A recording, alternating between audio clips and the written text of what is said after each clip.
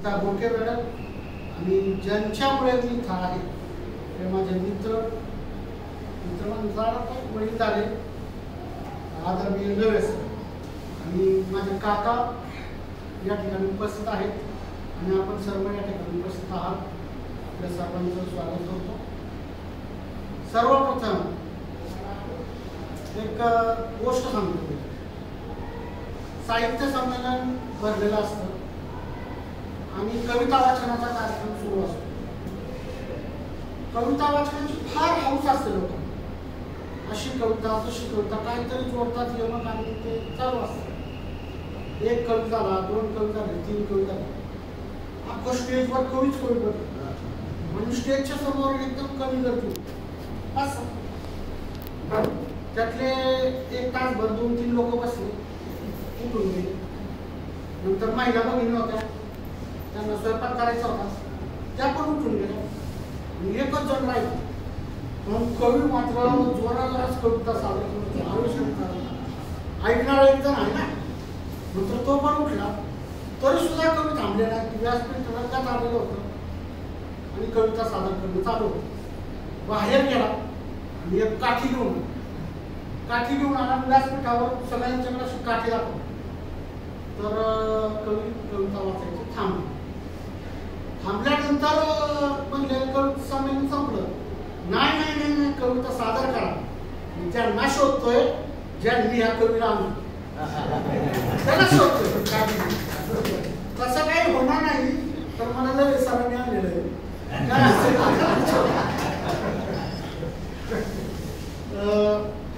आदरणीय बबनराव साबळे असतील, मॅडम असतील, गुडघे मॅडम असतील, नवे सर असतील, काय मला एक सांगायचं आहे. या लोकांचं व्यासंग बघा, त्यांची आवड बघा, त्यांची माणसांना खेळवून ठेवण्याची शब्दप्रभू बघा, वाक्य संवाद ते बघा. आम्ही बाकी काही सांगत नाही. तुमची पार्श्वभूमी साबळे सर माहिती नाही, नवे सर माझ्या परिचयाचे आहे, सरांचा सकाळपासून परिचय आहे. एका चांगल्या प्राध्यापकांना आम्ही उठलेलो आहे. चांगल्या प्राध्यापक. तुम्हाला जर प्रश्न विचारला इथून पुढं तुम्ही आज हे आहेत नसले तर काय झालं असं, तर तुमचं उत्तर असलं पाहिजे तुम्ही प्राध्यापक पाहिजे. आणि पुस्तक घेऊन शिकवणारे प्राध्यापक असतात. बरोबर आहे, हा लक्षात राहा. परंतु त्यांचा व्यासंग सरांचा किती वेळ 5 मिनिटं दिले असेच पाहिजे. ते का आहे, त्या 5 मिनिटासाठी तुम्ही 50 पुस्तकं वाचलेली आहेत, पुस्तकं लिहिलेली आहेत. साबळे सर तुमचं वय पाहता त्यांचं वाचन अफाट व्यासंग आहे. ताबडे सरांचं ग्रंथालय पाहिलेलं आहे, त्यांचं देखील खूप व्यासंग आहे. परंतु काही या ठिकाणी उद्योग उपस्थित झालेले होते आणि आत्रे साहेबांच्या बद्दल अध्यक्ष सर साबळे सरांनी काही चांगल्या योजना सांगितलेल्या आहेत. विनोद शिरसाट सरांनी देखील ते सांगितलेलं आहे. परंतु या सभागृहामध्ये अत्यंत नम्रपणे करायची अत्यंत नम्र सांगू इच्छितो की आत्रेंवर टपाल तिकीट निघालेलं आहे. आत्रेंवर टपाल तिकीट निघालेलं आहे. त्या नुसतंच टपाल तिकीट नाही तर टपालाचं पोस्ट कार्ड पण निघालेलं आत्रेंवर. त्याचं बाकायदा प्रकाशन सासवडमध्ये झालं. दुसरं, आत्रेंच्या नावाने पुरस्कार दिले जावे असं वाटतं.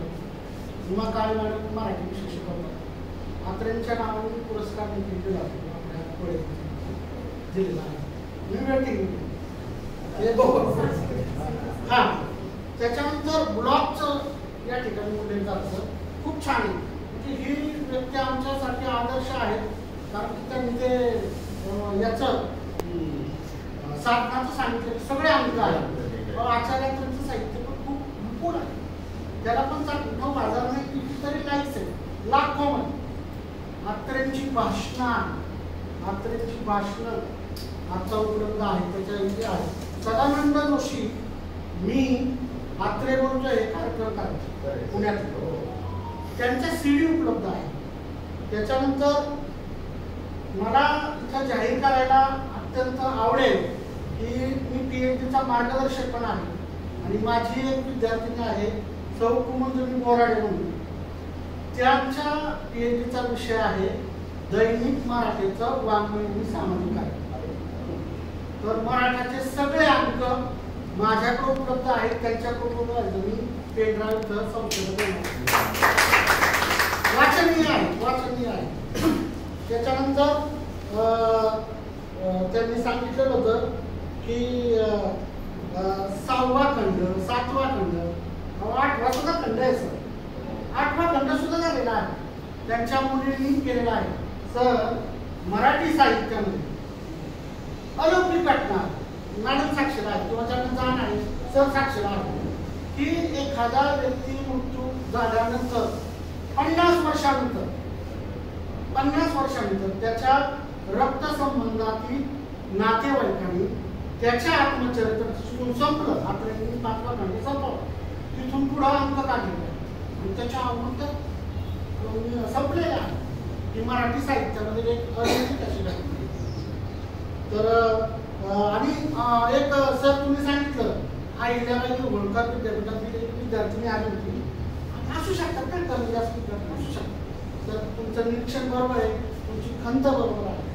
तुमच्याबद्दल तुमची क्षमा मागून एक सांगतो की सासवडला जे आचार्य साहित्य संमेलन होतं, शंकरराव डेलके कॉलेजचे माझे विद्यार्थी, वाघेरे महाविद्यालय सासवडचे नाना पवारचे विद्यार्थी, अण्णासाहेब मगर कॉलेज हडपसरचे नाना झगड्याचे विद्यार्थी, शरदचंद्रजी पवार कॉलेज जेजुरीचे अरुण कोळेकर सरांचे विद्यार्थी, जया मॅडमचे सोमेश्वर कॉलेजचे विद्यार्थी, एस.एम. जोशी कॉलेज हडपसरचे प्रबंधन चावरचे विद्यार्थी, हे सगळे विद्यार्थ्यांसाठी त्या ठिकाणी संमेलन होतं. आणि चांगली गोष्ट म्हणजे आज जागतिक कीर्तीचे शास्त्रज्ञ रघुनाथ माशेलकर सर त्यांना संबोधतात. येस सरांचा फोन झाला. रघुनाथ माशेलकर सर होणार म्हणजे विद्यार्थ्यांची चळवळ त्या ठिकाणी आचार्यांची संबंधित ते जोडले गेले आहे. सरांचा अभ्यास एवढा चांगला आहे, त्यांनी सांगितलं की बाबा आत्रेंचे नातू आहे, त्यांचे संपर्क आहे, आत्रेय संस्था चालवतात. परंतु अतिशय महत्वपूर्ण आणि जबाबदार असा एकही माणूस सन्माननीय अपवाद वगळता कोट करतो, सन्माननीय अपवाद वगळता असा एकही माणूस नाही त्यांनी आचार्य यात्रेचं करेचं पाणी आत्मचरित्र वाचलं. 5 खंडातलं आत्मचरित्र आहे, 2568 पानांचं आत्मचरित्र आहे. एवढं नसतं वाचलेलं, चाळलं असेल, पाहिलं असेल, पहिला अंक वाचलेला, पहिला खंड वाचला असेल, दुसरा खंड वाचलेला असेल, तिसरा, चौथा, 5वा खंड वाचलेला नाही किंवा तो पाहिला असेल. संशोधन करताना ते काय लक्षात आलं, तर ते लक्षात आलं आत्रे यांचं जे आत्मचरित्र आहे, त्यांचं जे आत्मभान आहे, स्वतःच्या जीवनाबद्दलचा आलेख सांगायचा आहे, तो सांगताना आत्रे रमलेले आहेत पहिल्या खंडाचा दुसऱ्या. परंतु तिसरा, चौथा आणि 5वा जो खंड आहे त्यांचं आत्मभान हे समाज बांधलं, त्याच्यामध्ये संपूर्ण समाजाचं चरित्र आलेलं आहे, समाजातील घटनांचं प्रतिबिंब आलेलं आहे. या ठिकाणी छान उल्लेख झाला, म्हणजे अभ्यासपूर्ण माणसं आहेत. उल्लेख झाला की मी कसा झालो या पुस्तकाचा उल्लेख झाला. वयाच्या 50 वर्षापर्यंत त्यांनी ते पुस्तक लिहिलं आहे. आणि मग अशी कोणती गोष्ट होती त्याच्यात सगळं आलं. मी कवी कसा झालो, मी नाटककार कसा झालो, मी पत्रकार कसा झालो, सगळं त्याच्यामध्ये आलेलं आहे. आणि शेवटचं जे प्रकरण आहे मी कोण आहे, एवढं सगळं असताना देखील आचार्य यात्रेंना 5 खंडात्मक आत्मचरित्र कार्य असं वाटतं. संशोधनातील निष्कर्ष असा आहे की आत्रेंचं जे जीवन कार्य आहे ते म्हणजे मुंबईसह संयुक्त महाराष्ट्र झालं 50 वर्षापर्यंत त्यांच्या वयाची. आणि नंतर ती स्वप्नपूर्ती परमेश्वराच्या आभार आहेत त्यांच्या समोर त्याच्या जीवन हयातीत असताना सुद्धा आहे. आणि म्हणून त्यांना सांगायचं होतं हा लढा मी कसा लढलो, हा लढा मी कसा लढलो, काय अडचणी आल्या आणि कशा पद्धतीने मी मुंबई महाराष्ट्राला मिळून दिली. पत्रकारांचं सर उल्लेख केला तुम्ही, अतिशय चांगलं निरीक्षण आहे. निरीक्षण असं होतं एक गट होता सर, त्यांना मुंबई महाराष्ट्राला द्यायची नव्हती. मुंबईमध्ये 20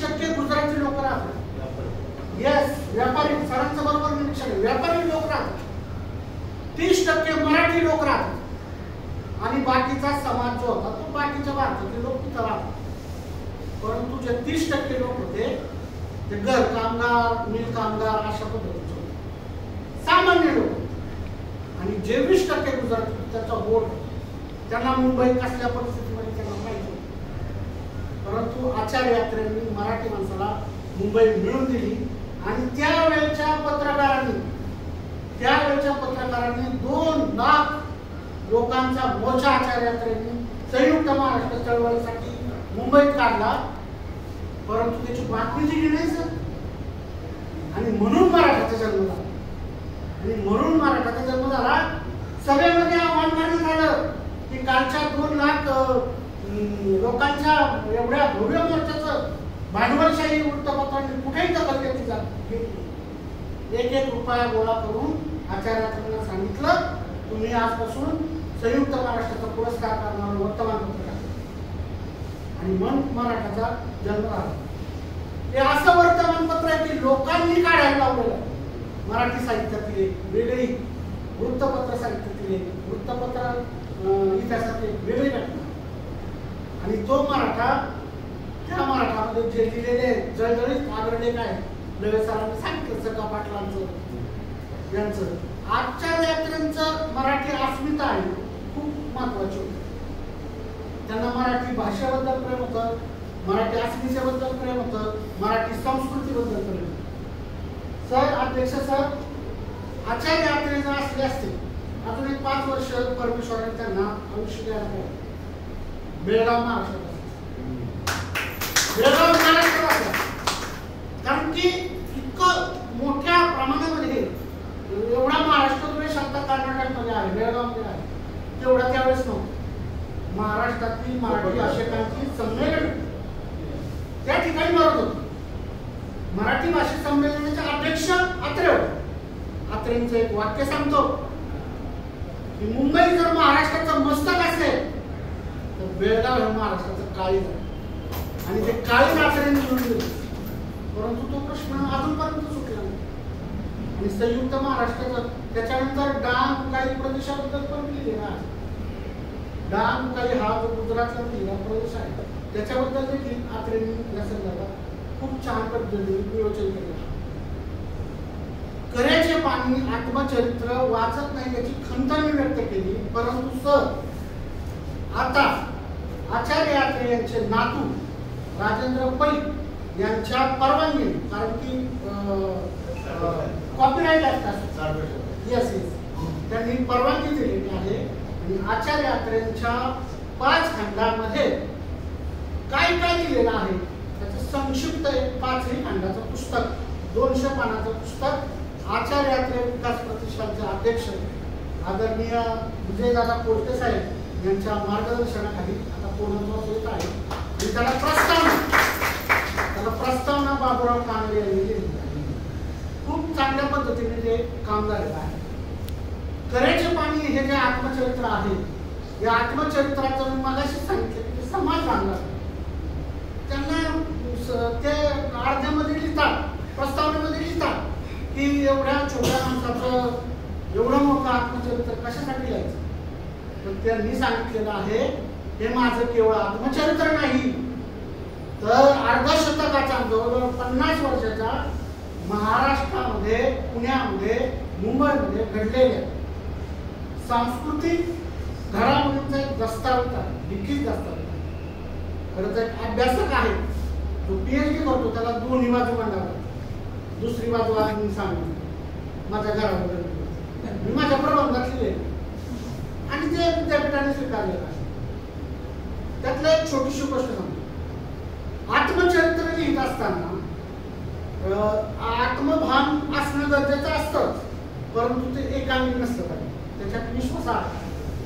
त्यात थोडंसं आत्रे, थोडंसं तुम्हाला माहिती आहे वरचं SP कॉलेजमध्ये आत्रेंवर हल्ला झाला आणि कुणी जर उल्लेख केला मला मारणारे गेले परंतु मी अजून जिवंत आहे. आणि त्यावेळेचे प्राचार्य सोनपंत दांडेकर, काळा ठिक्का माणूस, माझ्या मदतीला आला. साहजिक आहे ना, त्यांना महाराष्ट्र तुम्ही काय करत फटका आपल्यासह गेले, सभागृहात भाषण केलं. आणि सगळ्यात महत्वाची गोष्ट म्हणजे सोनपंत नाणेकर चांगला गोरा पण होता. त्यांची देखील एक आदराचं स्थान होतं. परंतु आत्रे एखादं आवडलं नाही आवडलं की फार वाट लावणार, आवडलं तर एकदम एक आत्र्यांच्या मनामध्ये काही माणसं, तुम्ही जसे माझ्यासाठी आदरणीय तसे आत्र्यांच्या बाबतीत आदरणीय काही माणसं. चिंतामणी महाराष्ट्राचा कंठमणी झाला.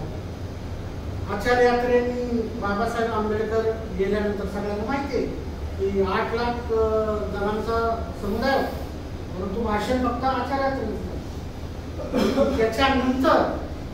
त्याच्यानंतर दलितांचे बाबा म्हणून काय सुरेख लेख मारले आचार्य यात्रे पूर्व बांधले. पंढरपूरच्या सत्याग्रहाला साने गुरुजी बसलेले होते दलितांना प्रवेश मिळावा म्हणून. साने गुरुजींच्या बद्दल आचार्य यात्रेच्या मनामध्ये आपण त्याच्याबद्दल ते लिहिलेलं. सरका पाटील नेते होते. सरका पाटील हे फक्त आचार्य यात्रेच म्हणू शकतो. तुम्हाला एक सांगतो, सर देशाचे राष्ट्रपती व्ही गिरी होते. त्यांना माहिती आहे बरोबर असलं आणि त्यांना 11 मुलं आणि त्यांना कळलं आचार्य यात्रेंना की यांना 11 मुलं. त्या संपूर्ण कुटुंबाचं 11 मुलांचं फोटो घेतला आणि वर्तमानपत्रात छापला, मराठामध्ये छापला आणि कामगिरी म्हणून ते सांगितलं. राष्ट्रपतीबद्दल असं फक्त आचार्य गिरी यांची कामगिरी, यस बरोबर, गिरी यांची कामगिरी हे आचार्य यात्रेबद्दलच म्हणू शकतात. अध्यक्ष महोदय, सर मला पुणे विद्यापीठामध्ये ज्यावेळेस माझा विषय मंजूर व्हायचा होता त्यावेळेस प्रश्न विचारले, औद्योगिक विषय कशाला आचार्य काय समजून आत्ताच काय बरोबर आहे. विद्यापीठाचं म्हणणं काय आहे की बाबा आत्ताच्या कालसुसंगत असे विषय घ्यावे. मी कोण घेतले आचार्य यात्रेचं खर्च पण म्हणजे तुम्ही जर याच्यावर संशोधन केलं नाही तर काय करत. माझं उत्तर असं होतं की आचार्य यात्रे आता फक्त विनोदापुरते मर्यादित, आचार्य यात्रे फक्त किस्सा कहाण्यांपुरते मर्यादित राहते. खूप चांगली गोष्ट आहे. माणूस जिवंत राहतो, आठवणीत राहतो, त्यांच्या किस्स्यांमुळे राहणार, त्यांचा साईभाव होता.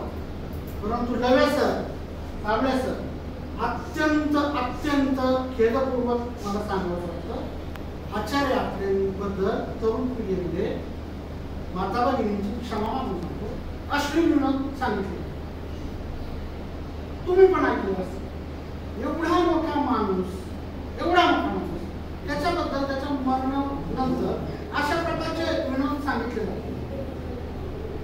हे नव्या पिढीला आचार्य यात्रेचं कार्य करावं म्हणून मला पीएचडी करायचं असं मिळतं. आणि एक नियम होता काळे मॅडम, एका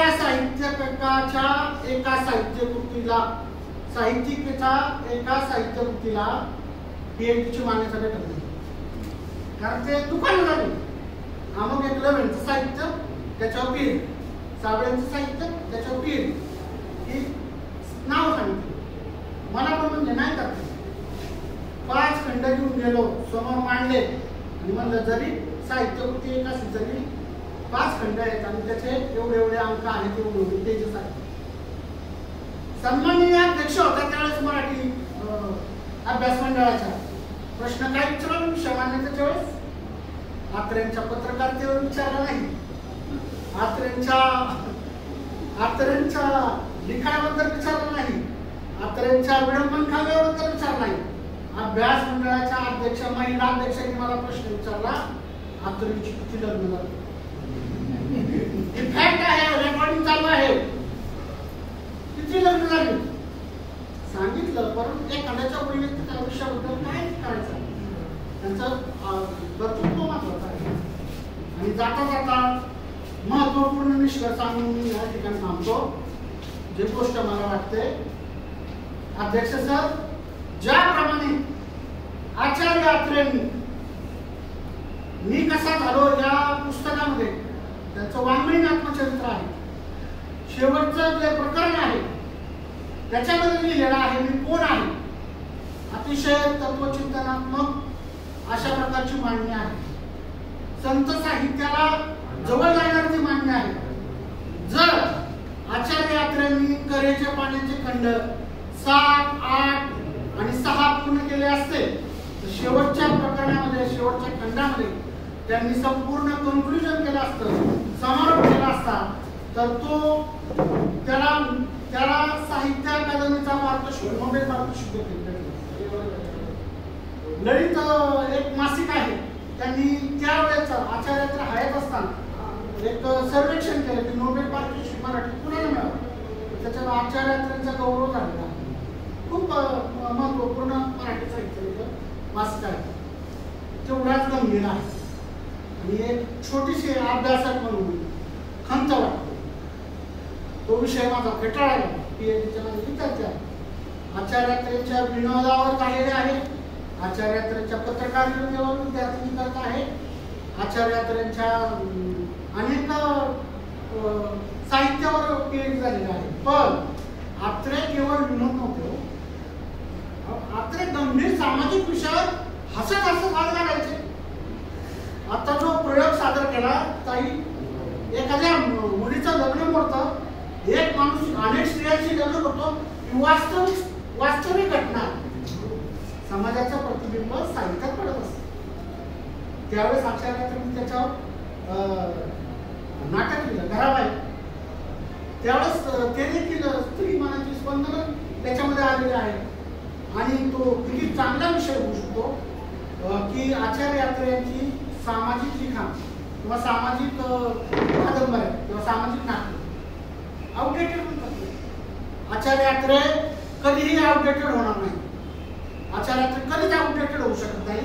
कारण आचार्य यात्रेंनी मुंबई महाराष्ट्राला मिळवून दिली. मुंबईमध्ये मराठी माणसाला स्थान मिळवून दिलं. मुंबई आज आपल्यात आहे. त्यांचे अनंत उपकार आपल्या मराठी भाषेतून आहे. कशा निजाशी लढलो हे आचार्यात्रेंनी सांगितलेलं आहे. म्हणून आचार्यात्रे कधी आउटडेटेड होणार नाही. आचार्यात्रेंच्या विविध साहित्यावर PhD झाली पाहिजे, संशोधन झालं पाहिजे. महाराष्ट्र आणि बृहन महाराष्ट्राच्या विद्यापीठामध्ये आचार्यात्रेंवर संशोधन झालं. अजून एक महत्वाची कामगिरी आचार्यात्रे विद्यार्थी दशेपासून 71 वर्षाचा आयुष्य लागले. काळे मॅडमनी सांगितलं आचार्य यात्रे विद्यार्थी दशेपासून ते शिक्षकी पेशापर्यंत जवळजवळ ते 40 वर्ष एक शिक्षक होते किंवा विद्यार्थी होते. नवयुग वाचनमाला आचार्य यात्रेचे शैक्षणिक कार्य देखील तेवढंच महत्वाचं आहे. त्याच्यावर देखील PhD झाली. अष्टपैलू म्हणतो पण त्यांचं शिक्षण क्षेत्रातील कार्य हे खूप महत्वाचं आहे. खूप महत्वाचं आहे. आणि एक अभ्यासक म्हणून नोंदवलेलं निरीक्षण सांगतो आणि मी विराम देतो. या समोर माझ्या बसलेल्या माता भगिनी आहे. शेवटी कसं का सांग, मुलीचं प्रेम हे वडिलांवर असतं, वडिलांचं प्रेम हे मुलीवर असतं. बरोबर. मुलाचं प्रेम हे आईवर असतं, आईचं प्रेम हे मुलावर असतं. आचार्यात्रेंच्या दोन्ही मुलींचं प्रेम वडिलांवर नितांत होतं. त्यांनी वडिलांच्या सेवेची आणि पप्पा आठवणीच्या स्वरूपात ते जतन केलं. परंतु खेदाने म्हणावं वाटतं कदाचित ते प्रस्तावित असेल. आचार्यात्रेंनी क्षमा मागून सांगतो. आचार्यात्रेंनी त्यांच्या मुलींबद्दल कुटुंबाबद्दल फार कमी प्रमाणामध्ये कलेचे पाणी आत्मचरित्रात लिहिले. 2500 पुष्पसंख्या असताना हा असे निष्कर्ष मांडला. कदाचित ते पुढच्या काळात लिहिणार असतील असो.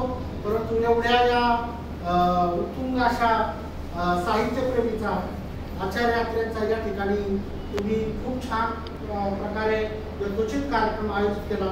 या ठिकाणी मला सन्मानित केलं, बोलवलं. सर मी पहिल्यांदा या ठिकाणी सेंट्रल पार्क आहे. माझं वय आता 46 वर्ष. माझ्या कितीतरी वर्ष जास्त असलेली माणसं मला भेटली. काय उत्साह आहे.